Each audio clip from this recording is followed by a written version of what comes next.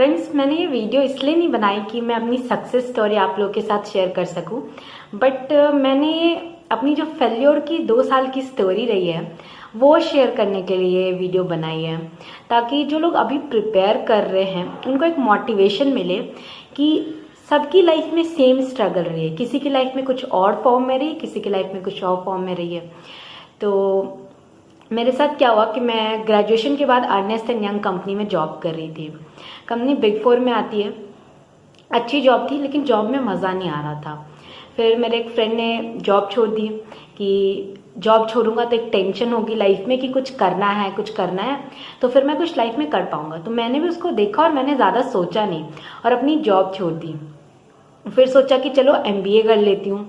तो MBA के लिए प्रिपेयर करना स्टार्ट किया। 4-5 महीने डट के मेहनत की, कहीं बाहर नहीं निकलती थी, किसी का फ़ोन नहीं अटेंड करती थी कि टाइम ना वेस्ट हो जाए।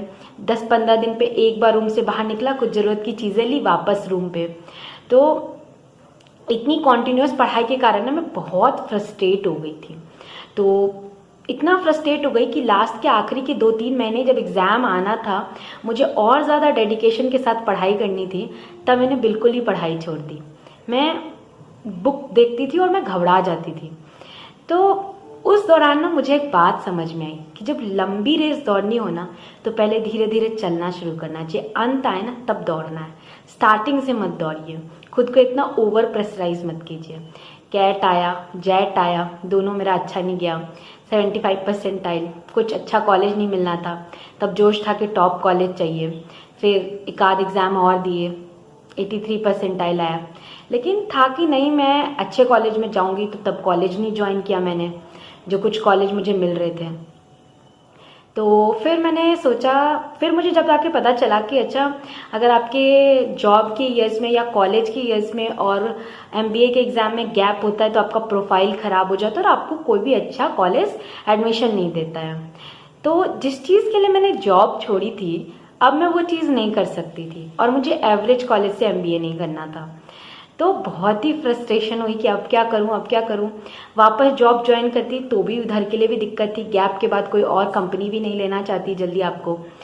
तो फिर मेरी एक फ्रेंड थी, तब उसका बैंक एग्ज़ाम क्लियर हुआ था, वो PO लगी थी, उससे बात हुई मेरी, और 2-4 लोग ऐसे मिल गए जो बैंक एग्ज़ाम की तैयारी कर रहे थे। तो मैंने सोचा चलो मैं बैंक एग्ज़ाम के लिए प्रिपेयर करके देखती हूँ। तो मार्च 2019 से लगभग मैंने प्रिपरेशन, मार्च बैंक के बारे में सोचा और प्रिपरेशन स्टार्ट करी। तो पहले मतलब लगभग मैंने 10 एग्ज़ाम दिए होंगे जब तक मेरा कुछ भी क्लियर नहीं हो रहा था। तो कांस्टेंट फेल्योर के बाद ना कई लोगों के ताने सुनने के लिए मिलते थे कि अरे जॉब छोड़ के घर में बैठ गई है, पापा रिटायर हो गए हैं, कोई टेंशन नहीं है, करती क्या है। जिनके पास कोई काम नहीं होता वो गवर्नमेंट जॉब की प्रिपरेशन स्टार्ट कर देते हैं।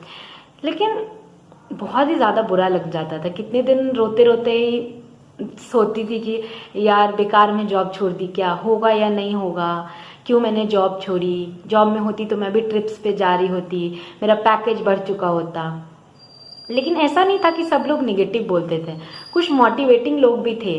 मेरे मम्मी पापा थे, मेरे कुछ फ्रेंड्स थे, मेरे भाई बहन थे, जिनको मुझ पर भरोसा था कि कोई नहीं, तू कर लेगी, तू मेहनत तो कर, गिव अप मत कर, हो जाएगा कुछ अच्छा। तूने इतना कुछ पीछे किया है, ऐसा नहीं कि तेरी लाइफ इतने छोटे से डिसीजन से खराब हो जाएगी। अपना डिसीजन खुद ले और उस पर खड़ी रहे। फिर कुछ टाइम बाद मेरा SBI क्लर्क क्लियर हुआ प्रीलिम्स, तो थोड़ी होप जगी कि चलो एग्ज़ाम्स क्लियर होंगे, बट मेंस में फिर से फेल हो गई। तो बहुत ही फ्रस्ट्रेटिंग फेज था। लग रहा था कि अब नहीं हो पाएगा, पता नहीं क्या करना है, कॉल सेंटर ज्वाइन कर लूँ क्या। तो लेकिन तब भी फिर होप्स गैदर किए कि चलो और कोशिश करके देखते हैं। फिर IBPS हुआ, फिर IBPS का लंबा प्रोसेस चला, आज सिलेक्शन हो गया ना।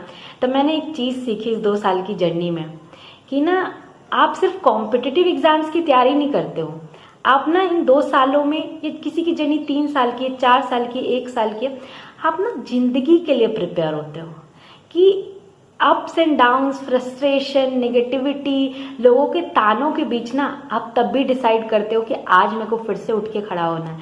किसी ने कुछ भी बोला है ना, मैं उससे ऊपर उठूंगी, मैं अपने प्रॉब्लम से ऊपर उठूंगी और फाइट करके जीतूंगी। अंदर के वॉरियर को ना कभी मरने मत दीजिएगा, है ना, तभी आप जिंदगी में आगे बढ़ पाएंगे।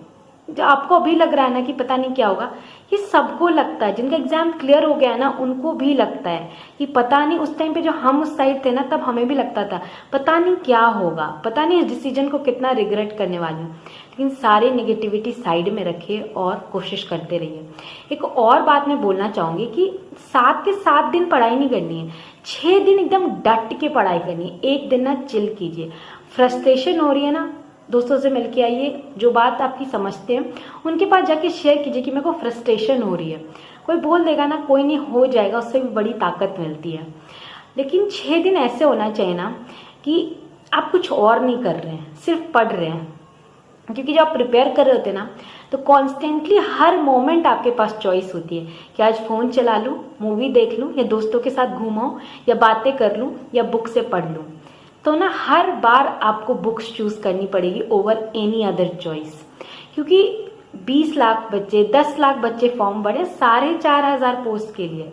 कंपटीशन का लेवल ऑलरेडी बहुत अप है। तो कोई ऐसा बच्चा जो अभी टाइम वेस्ट करने की बजाय पढ़ रहा है ना, उसका सिलेक्शन होना है। मैं यही बात सोच के खुद को मोटिवेटेड रखती थी कि पढ़ूंगी तभी होगा, कोई और पढ़ रहा है, मुझे भी पढ़ना पड़ेगा। तो आप लोग को भी कॉन्स्टेंटली वही चॉइस करना है कि मुझे पढ़ना है, चाहे कोई कुछ भी बोले।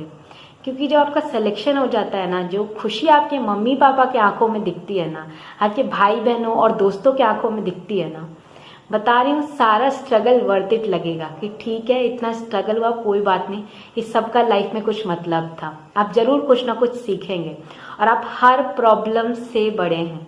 तो प्लीज़ लड़ते रहिएगा, चाहे कुछ भी हो, आपको भी जरूर सक्सेस मिलेगी जैसे मुझे मिली है। तो आई होप कि आपको मेरी जर्नी से कुछ सीखने मिला होगा। तो keep working hard. Bye bye.